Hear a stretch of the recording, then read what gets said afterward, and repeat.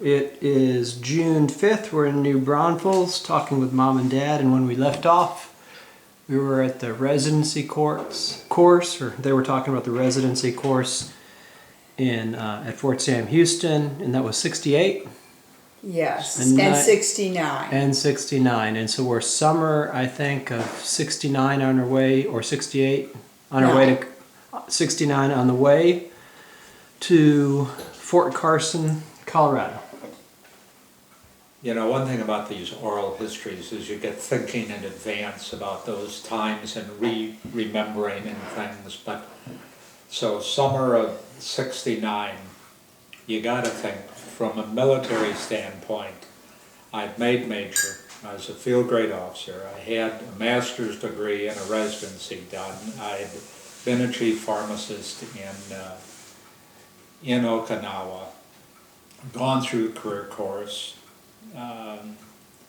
and was just ready to rock and roll, all fired up. And the Army had two kinds of hospitals: station hospitals, which are usually 200-300 beds, and general hospitals. 6 or 8 of those around the country, which were 500 to 1,000 beds. And this was just the beginning of the large patient influx from Vietnam. And Carson was a cantonment hospital built during World War II, miles of corridors, individual buildings, and very dated. Well, they were like barracks. They were like sort of like temporary buildings. Buildings that were connected. By the time I left, it had expanded to 500 beds in a 500-bed rehab hospital. And it was not current. Up to that time, pharmacists from college could either enlist as an enlisted man, E5, and have 2 years of active duty, or they could apply for a direct commission and be a second lieutenant and serve either 3 or 4 years. So Carson had a number of enlisted pharmacists, which was good for me, but the history of the pharmacy officers, there had never been a career pharmacy officer at Carson for a long time. So it had a very dated drug distribution system, ward stock, pharmacy open Monday through Friday, long waits for the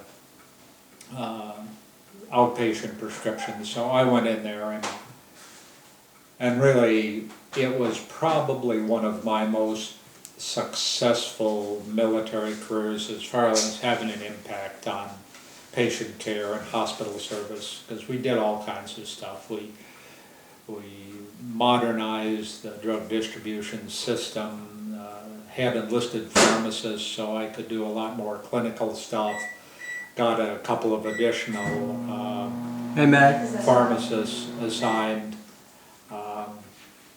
and you know, the old concept about the sergeants running the Army, sergeants had run that pharmacy for a long time, and not from a real negative standpoint, but they weren't really into updating the pharmacy services. So the NCOIC I had there was very traditional, was somewhat reluctant to extend the hours and all of that kind of stuff. But he was getting short, so I got Tom Mullins, a senior NCO that was I'd worked with before. He come in, and we really just, the joke was it was the Fort Carson Pharmacy Command. We just did a lot of stuff, and I worked with the hospital commander and met Galloway for the first time. We lived on post. Ruth was all tied up with little kids, and Jason was born. Jason was born like there. a month after, maybe 6 weeks after we moved. Was that a long drive? Yes, it was. Yeah, Jenny was tiny. Chris was 4, 3 little kids. Would you have taken 10 out to New Mexico and cut up, or how would you have gotten? You know, I cannot remember. exactly. I think there was 10. I think 10 existed. I'm not, and you know what? 25 existed up to Colorado Springs. I do remember that. As far as the military career, another person you were very close with was the personnel officer. And that made a big difference as far as getting people and people he wanted into the pharmacy. You were very lucky though, even the enlisted people who were not pharmacists had degrees. Yeah. I remember a lot of them because they were all drafted into the war, but a lot of them went ahead and got whatever that basic MOS was, and there were college graduates who were pharmacy technicians. Yeah. As I recall. So you had a really good staff. It was one of those things that if you waited for the military to give you the personnel slots and expand what you had, would take a couple of years. But I had on site the folks with the credentials to do the job, and it was just a crazy time. John Jones was the personnel officer. Bob Becker was with him. Galloway was the commander of medical hold and the medical company. What was your rank? I was a major at the time. I was a major for a long time, 10 years, but good rank. Promotions were slow at that time. Made major quickly. And we just did a lot of crazy things. They started to, some of my enlisted pharmacists were going to come down on orders for Vietnam. So I got with the personnel officer in Galloway, and we transferred them to medical hold with permanent medical problems. So like illegal. Migraine headaches, so they wouldn't be shipped to Vietnam. So they were there, and of course I had their absolute cooperation because being there was the alternative to going to Vietnam. And we went hunting together. And I can remember I had at one point 5 pharmacy officers, so I challenged all of the other MSC officers to a basketball game. Well, I never was very good at basketball, but up at Fitzsimmons, which is in Denver, we were in Colorado Springs, there was a kid that had played college ball, 6'2" or something like that, so I went to the personnel NCOIC, had him cut orders without the personnel officer knowing it. Temporary duty to Fort Carson. So in the evening we showed up for the basketball game. Here was this 6'2", ringer, a 6'2" or 6'3" kid walk in, and of course John said, "Well, who the hell's this guy?" And I give him the orders. "Well, you cut orders." "Well, I never see." "Well, that's what your NCO." So he's temporary, and we beat him. And then we went to the officers club, and I bought pizza and beer, even though we won. Yeah. So. There was the military medical system, and it probably still is, but there were lots of interesting things. If people had a long-term injury, which there were a lot of, they would work. So you would have people who were actually on medical hold working in the pharmacy, or like when I had you, there were soldiers who couldn't go back to duty, but they could do light duty. They were assigned to the hospital. Mm-hmm. And when you were born, it was a ward. They still had wards. So there was this 12 beds in a room with women and their at least 6 on each side. How do you describe it? It wasn't a Quonset hut, but it was kind of like a Quonset hut. Well, it was not. It was temporary. It was they wooden called it buildings. Yeah. But anyway, everybody. One story and connected by hallways. We had golf carts to deliver the meds.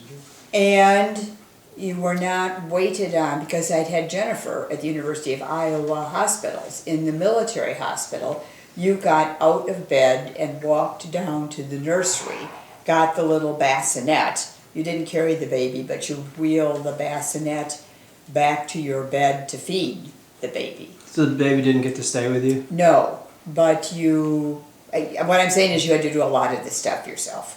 I got And you. they'd bring the meals on trays, but you would walk down and get your meal and bring it back to the bed. They weren't exactly waiting on you. But didn't you say one of the meals was rabbit?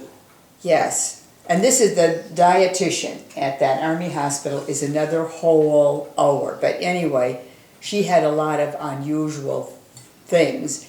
And after you were born, which was like 4:30 in the morning, I missed lunch. So the first meal was dinner, and I was starving. But it was fried rabbit. And it was not exactly what I had in mind. And at that time, that was before that we had just arrived. You were working long hours because he wanted to improve the hours and he wanted the pharmacy open longer, but he worked like during the day and then you'd go back at night and work 8 to midnight. Well, you know, So- hospitals are 24/7 and the nurses need meds 24/7. 24/7. So I guess you weren't there to bring me dinner or something. But, and people, you stayed in the hospital longer. That building had a screened-in sun porch on the side. And it was really cool to be able to go outside. And Neil brought your sisters over to see you because I suppose they were strict on visitors then, I don't know, but you couldn't bring the kids in.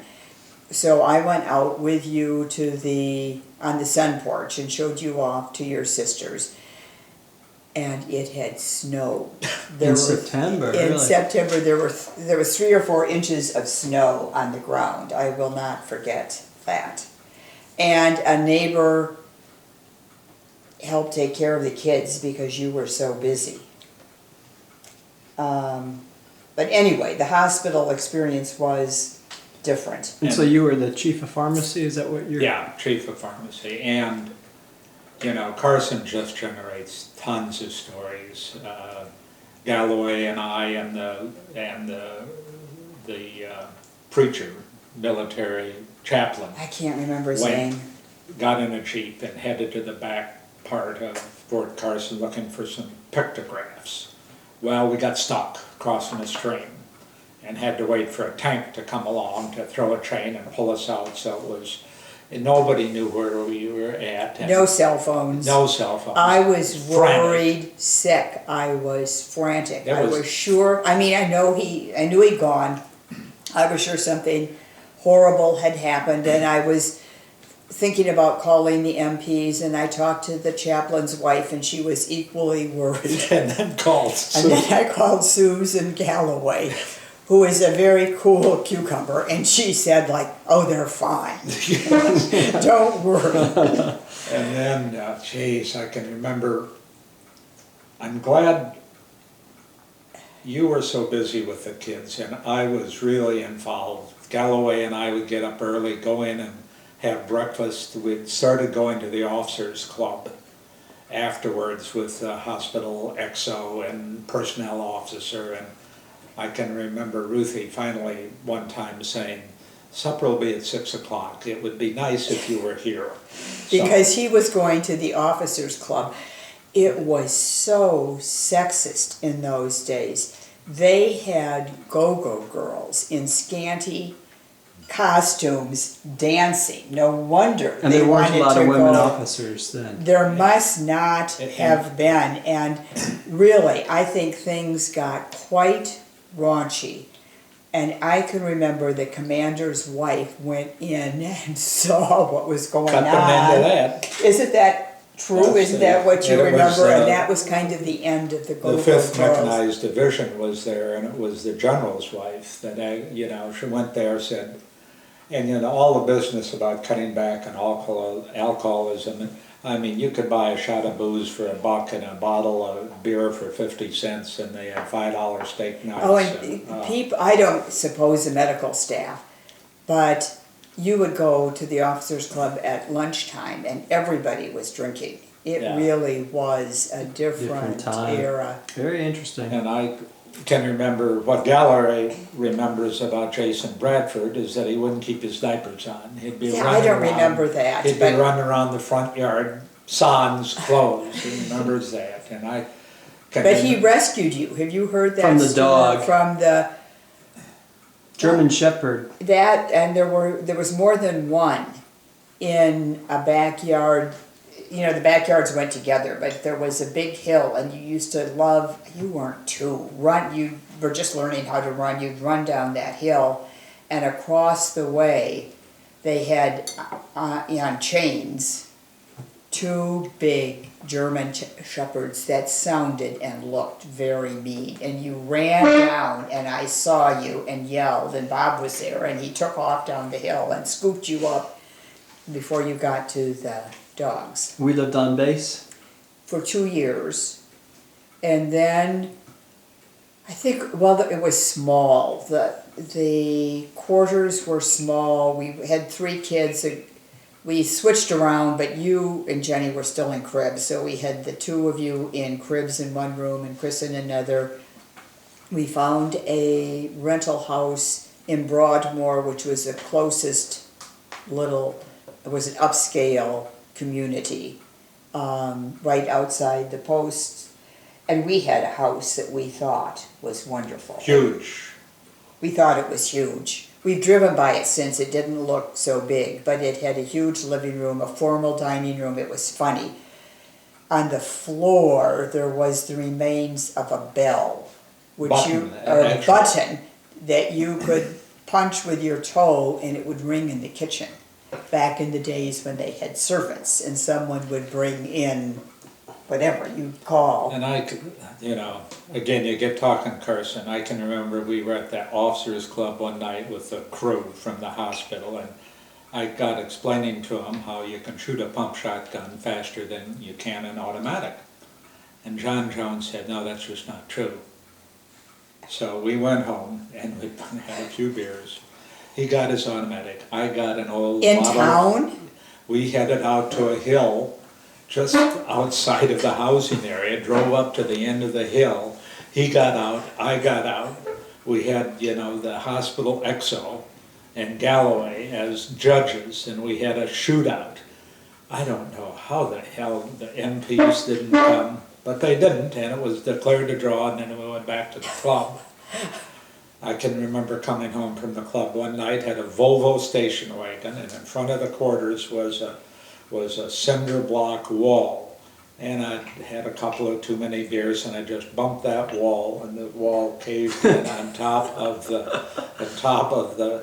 Volvo wagon on the hood.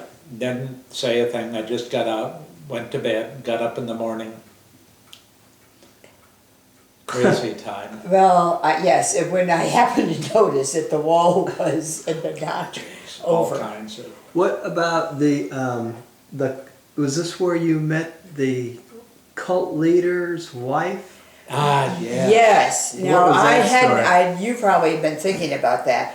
We moved to Broadmoor and had the nice house. And one of the reasons we did was they had a school. It was a cooperative preschool. And Chris was in first grade at the time, but Jenny, you were too young. Jenny went to that preschool at the Broadmoor Church. And another family, and it was Elizabeth, I wish I thought of this before, Prophet. Yep. That family had 3 kids, and their boy was in public school, and the 2 younger ones went to the same preschool. And it was a very interesting story. Mark and Elizabeth Prophet had an estate in Broadmoor, and for some reason, Jenny was very good to her little girl who was anxious or something, because the girl would go in the bathroom and not want to come out, and Jenny was a kind little girl, so she'd go in and get her and bring her out to the preschool. So Elizabeth Prophet would invite Jennifer over to play. And it was the weirdest thing I have ever seen. There were all these kids, young, college age, men and women, there in this compound, which kind of raised a red flag. And talking to the neighbors, one, I did read up on them, and Prophet was not Mark's name. He came from Hudson, Wisconsin. He and Elizabeth became this cult, really, it was a cult. They changed their name to Prophet. And now I can't remember the name of the church that they started, but it was something like the Church Universal Triumphant. And they didn't, like when they would take Jenny to the park, didn't they have a bodyguard or something? Yes, and... Or when they came over to your house. Yes, and I was not comfortable with Jenny. I just thought that was a weird situation. I probably now you would never let your child go to that compound. But she wanted, the little girl's name was Erin. And the teacher said, oh, it'd be nice if Jennifer and Erin played together. So even then, Jennifer was very empathetic. But I had Erin out over to play. And one of the problems was getting them on post because they had a guard at the gate long before any of the other posts. After 9/11, it became very common to have guards at the gate. But there was a guard at the gate, partly because of the anti-Vietnam protests. But he had a dickens of a time. Anyway, her guard would drive her out so they could play. And he wanted to come in the house and watch her every minute. I was not comfortable with having a strange man in the house. So I said, the only way, you can wait in the car and the kids can play. So he waited out in front and Erin and Jennifer would play. It was very odd. I later learned that the family felt that the older boy, also, the same thing happened at the public school. The boy went to school.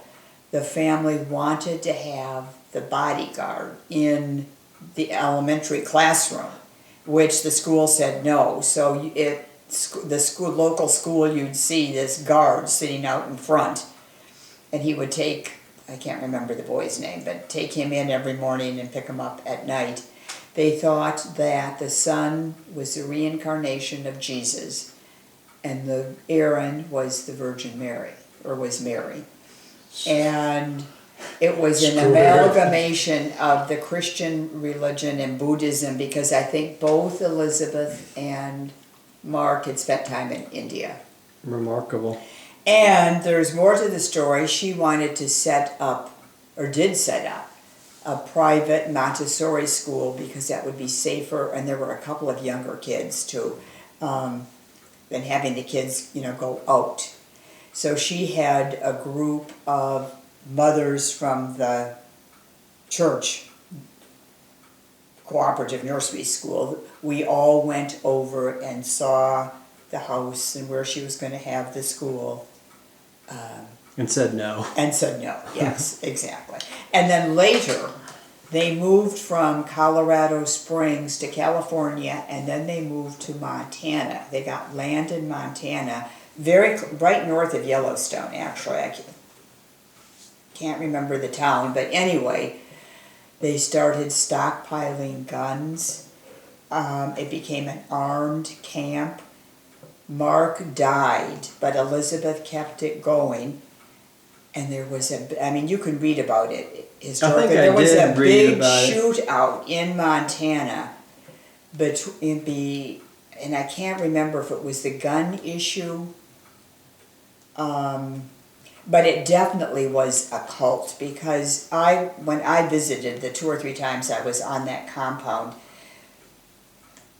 the young men and women were kind of like robots. It's kind of hard to describe, but they did not seem like normal college kids to me. Interesting. So anyway, that's the story of the prophets. What I wanted to hear about is the cabin that we used to go to, and Yes, General In- Smolin's widow. yes, worked as a volunteer in the pharmacy. And, you know, at that time I wouldn't sit in the office if I wasn't, you know, involved in something. I would be either taking in prescriptions, handing out prescriptions, working with the volunteer. So the people as they would come would see the chief pharmacist was involved, and I had a sign in the waiting room that said, if you wait 15 minutes, ask for the NCOIC. If you ask 30 minutes, see Major Libby. We're gonna get you in and out of there. And so Mrs. Smoller and I got to be friends. I said Smolin's, but it was Smoller. So it was Smoller. Yes. And they had a very nice cabin up near Cripple Creek. You drove back in, and beautiful, but the general had died like a year after he got it built. And she wanted to keep it for the kids, so we sort of worked out an agreement that we would take care of it and we could use it. Well, yes, and it was Exclusive. with the Hennessy's. Yes. And we agreed, we paid her a small rental fee, but we would go up at least one weekend a month to check on it, and then the Hennessy's would go up. Isn't that right? And we could go up more, but the deal was we'd check it out. And we stained the whole outside. Oh, you did do some work. We did some work there, kept it up. It was And so Cripple Creek from Colorado Springs, was that hour and a half. Yeah, the not west, anymore. basically? No, yeah. West, yes, Okay. up over, it was Ute Pass, as I recall. And the rancher it was several hundred acres that bordered on national forest, and he had gotten to be in a financial bind several years ago and sold one 10-acre plot with access from the road to General Smoller, and then with that money was able to keep the ranch and never sold any more. So the general got 10 acres. The general got 10 I acres. don't, yeah, but it was right in the middle of the ranch and on the edge of a national forest. It was, Did y'all hunt out of there, or? we never really hunted out of it. I got one hunting story. Galloway and I decided to go elk hunting, so we went over to out of Gunnison, the Big Horn Ranch, and at that time the owners and his boys were outfitters and did hunting, so I had an old Scout 4-wheel drive. We went up the trails, up the mountain to the parking lot that on pretty rough jeep trails, parked at that time, met up with a rancher who had pack horses, and then we followed the pack horses from this end of the road up to Timberline to hunt elk. Got up there and he packed in the tents and everything, got the base camp set up, and then he was going to come in with the pack horses and pack us back down to the parking area. It wasn't a parking lot, though. No, it was the- just the end of the road, Yeah. end of a 4-wheel drive road, cut by CJ5 Jeeps years ago. Couldn't drive a big SUV up there, and it was rough. And we got it set up, and it started snowing the first morning. And we got 4 or 5 inches of snow the first morning, got 6 inches of snow the second morning. So there was 3 or 4 of us in camp, and at that point we decided there's no way that anybody's going to come up here to pick us up, because there was over a foot of snow on the ground and more snow was coming. But we were at Timberline, which was probably 8,000 feet, something like that, but it was a long draw that went all the way down, probably 3-4 miles, down to a county road that, you know, you could get access on. So we got up the next morning, and still snowing, and took our rifles, binoculars, closed up the camp, dropped it the best we could, and we walked out. And it was, and the rancher said, well, thank God you did that, because I didn't know how the hell we were gonna get you out of there. And it was 3 or 4 weeks before he got back in there with the pack horses to break camp and get all of his gear and the rest of our gear out of there, but he did. And here am I, and I can't remember who else you went hunting with, but I knew them and probably knew the wives. But Sue Galloway was one of them. And you know, on the radio there was this huge blizzard in the mountains west of Colorado Springs. And I knew, I mean, your dad and horses and going up thousands of feet and a blizzard, I was worried sick again that I'd never see him again. And of course there was no way to get a hold of him. And Susan was her usual calm, so, oh, don't worry, they'll be fine.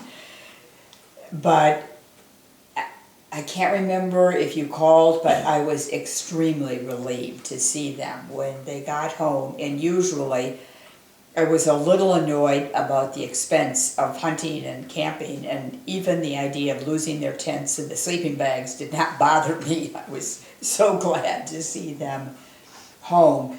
We had the group that you were with, and I'm sure you saw that in the military. You do get a good group of people. I think we had Ron Hall, who was an orthopedic surgeon. Yes, okay. Colonel Gunther, who was the head of OB-GYN. And you all hiked out? Yeah. But did you get back to your truck, or did you just get to the road? We got to the road, and then the rancher was able to get us up to our vehicles in his four-wheel drive pickup, and it was a hairy drive out. I remember that.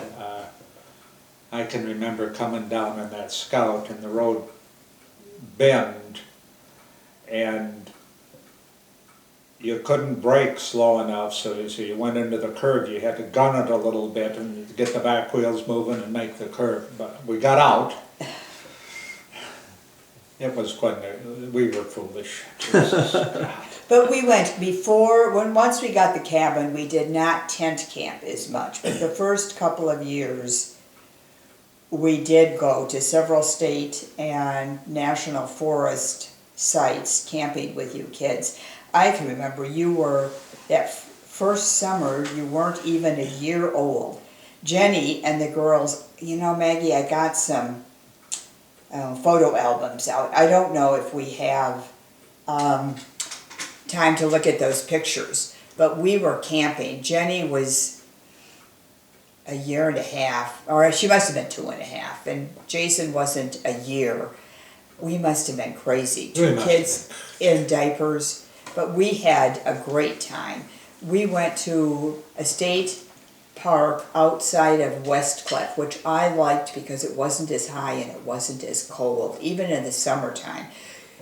You would freeze at night, or you could, because it was so cold. But Westcliff was a lower altitude, and that was when Chris and Jenny climbed the pine tree, and I must have been busy with you doing something, and I went out of the tent.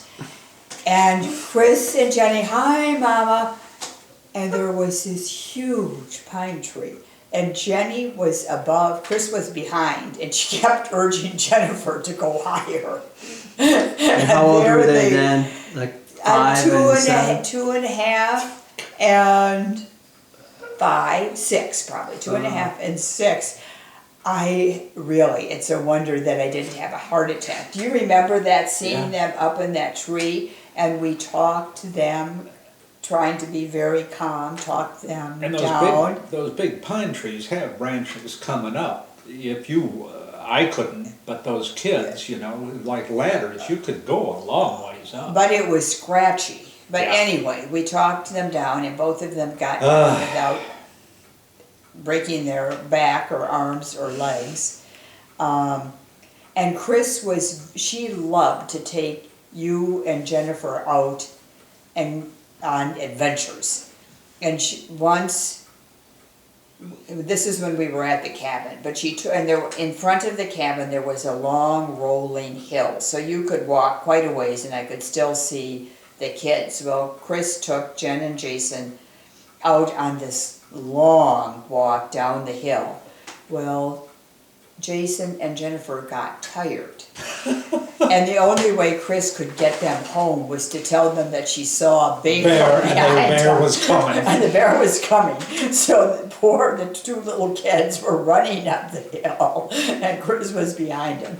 And she got him home, but On a, geez, you know, on a more sort of a sober side, one of my extra duties when I was at Carson was as a survival assistance officer, which sounds sort of bland, but basically you were a death notification officer where a casualty would come in from Vietnam, you'd be given the next of kin and an address and a vehicle, and you would go and knock on the door and, you know, make the death notification. And in the military, it was survival assistance. You would help with the funeral arrangements, you'd help with the VA benefits, sort of the whole schmear. But you weren't alone. There was a pair. I had an NCO with me, or at times I had a chaplain with me. I mean, it wasn't just Neil. There were two people But doing as the this. senior person, I was one who would Yes. make the notification, and then the chaplain would be back up. Or I'd have an NCO that assigned with me who would drive and all of that stuff. So that was a sobering, and I can remember one of the 5th Mechanized Division had a contingent, a brigade in Vietnam, and the sergeant major of that brigade was killed. And the survival assistance people had to assign someone and called the hospital commander and said, well, the person that's got the most experience is living. So I was assigned to that, and I can remember the division commander called me and said, well, we'd feel a little better if one of our people handled the survival assistance. And I said, well, General, it's sort of technical, there's interaction with the VA, there's a shipment of the car, there's the life insurance, there's the funeral arrangements, and I just, question whether any of your people really have that kind of experience. I would be glad to work with someone if you would like me to, or I'll turn it over to them and explain to them what I think needs to be done. And there was sort of silence on the phone, and he said, I tell you what, we'd like to keep you on it, but maybe you could just coordinate with our adjutant on what's happening. That was good. Yeah, and it was a complicated thing, because she had two vehicles. And teenage kids, as I recall. Teenage kids, two vehicles that had to be shipped. Funeral arrangements were not, there was a ceremony, but it was certainly one of the more sobering or challenging aspects of the military career. And it ranged from, a poor Hispanic gal in some small town in Colorado whose husband had bought a motorcycle in Vietnam and had stopped sending her the extra money for a couple of months. And it was a interesting, difficult assignment, which sort of took priority over everything when you were doing it. How old were you and Mom in that time period in Colorado Springs? Well, 70. We were born in, is that true? 40, we were early 30s. Early 30s, yeah. And from my point of view, I was a stay-at-home mother with too much time on my hands. And if you look, Margaret, at some of the pictures of the family, you will see entirely too many matching outfits that I was sewing. And there's one picture of the two girls. They had dresses with the big white collars that had embroidery and had lace around the collars and smocked fronts. I must have been crazy because I was sewing up a storm, and I have never really liked sewing that much, but I guess And it was really a time that I was all involved with the job. Oh, you were. And the pharmacy. And hunting. And hunting, and the guys at the hospital, and you were not working and were not in graduate school.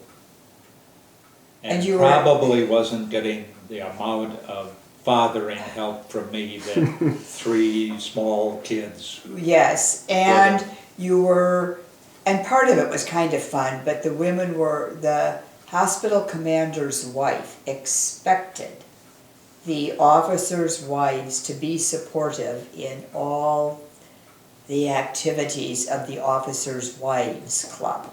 So you were expected to go to the luncheons and volunteer at the thrift shop, partly because all this mechanized division that was really a traditional Army unit, and the wives were expected and did participate, and the hospital commander's wife wanted to be part of the bigger group. So there was a lot of pressure, and really most of the wives just went along. There were a few working wives. I don't think Sue Galloway did. No, she was a nurse, and she Yeah. worked as a nurse and kind of had her own Reason not to career. show up. Right. And Okay. then, so you were there for 3 years? 3 years, and Yes. you know, from about a year and a half there, I was pushing to get out of Fort Carson. Oh.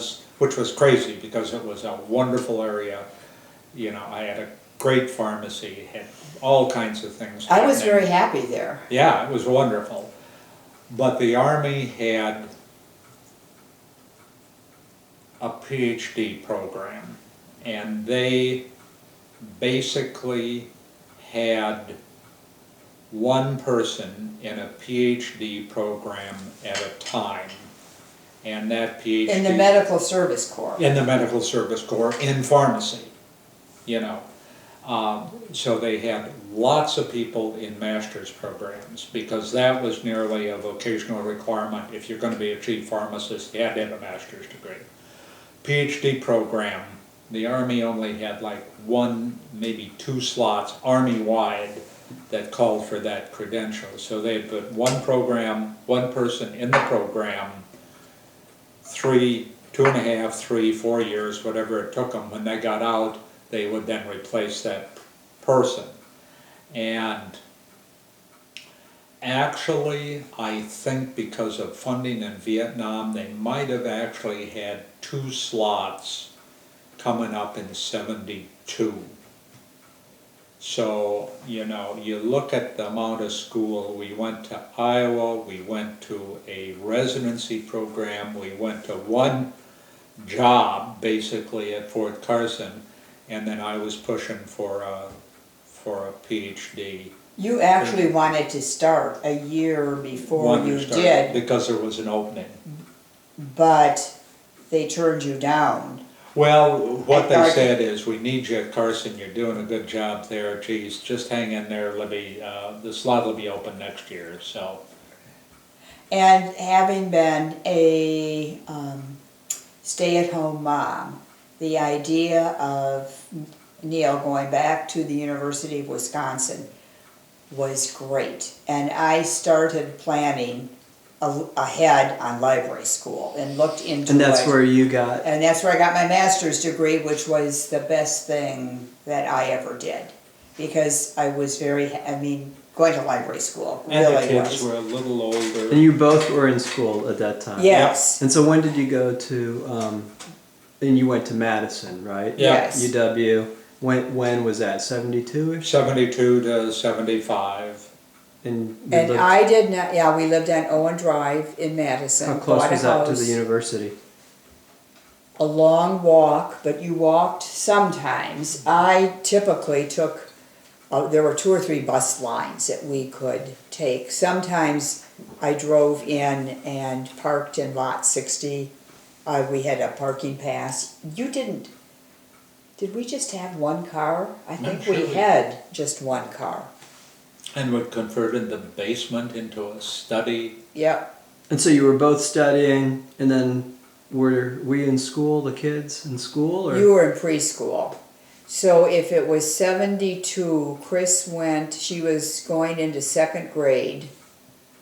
And you and Jennifer were in preschool for a year, and then Jenny went to kindergarten. But then Dad was in school too, so he could help out with some Absolutely. of the And child care that's when stuff. you and I had watched Star Trek or something, and Every then walk day. over to the ice cream or candy shop. But I was kind of wondering what would happen with the kids. But basically, with 2 people in school, Yeah. then you can kind of We tag had team. we were active in a church, and one of the women in the church, her husband was a teacher, but she watched kids.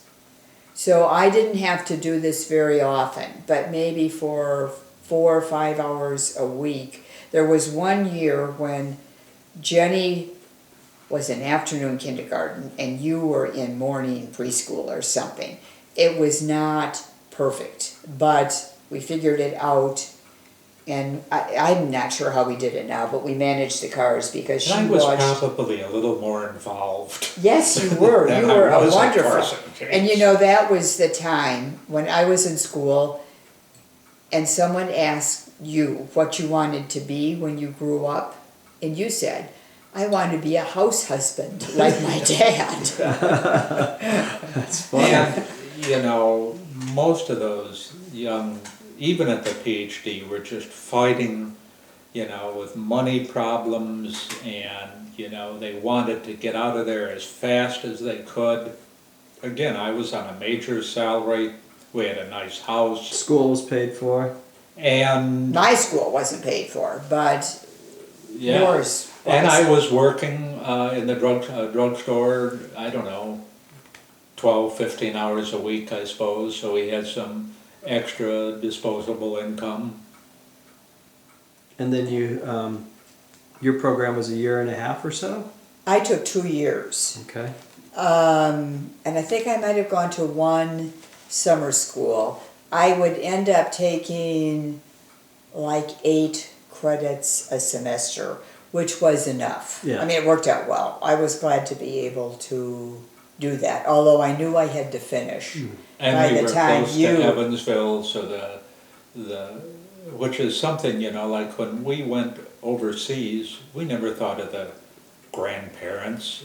No, You missing know, taking- Kristen and taking the missing key. us. We never thought, we just took off, you know, or Texas, but after Iowa and then Wisconsin, during those times, we'd see them not every weekend, but many, many weekends we'd visit. And Christmases and All the Thanksgivings. holidays. And you kids, Barb, you know, if I was in summer school in the summer, you spent a lot of time We'd meet down there. at someplace in Oregon. The and you'd- Waterfall and you'd Motel swap and the kids. Restaurant. But what's funny is because it doesn't, I mean, Madison to Evansville is not a long drive, but you all would still meet halfway. Yeah. Right. People didn't drive as much Right. then. And we would have Barb's kids up, and you would be down at the farm or at the Libby's or the Robinsons. We had a great time, and you kids got to know each other better. Got to know the cousins and, Yeah, you know. got to see the grandparents.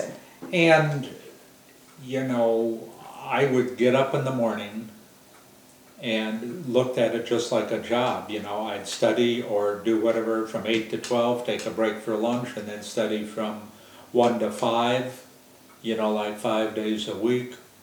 And that kind of sort of focusing on the academic work. I would say that my undergraduate work was a challenge.